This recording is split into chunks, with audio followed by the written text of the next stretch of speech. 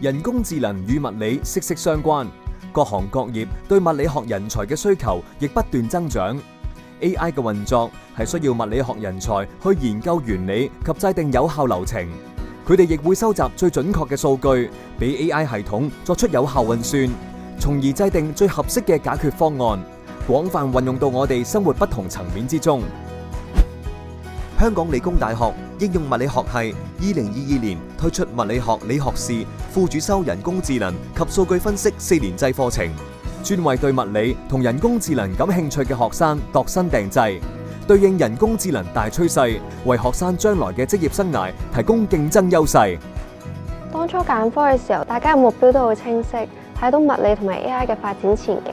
我諗我哋畢業之後 ，AI 嘅應用只會更加之豐富，每一個行業都一定會同 AI 有關。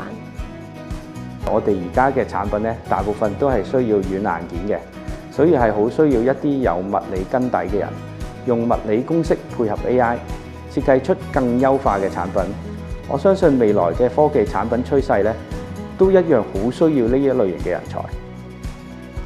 如果佢有 AI 同數據分析嘅相關知識，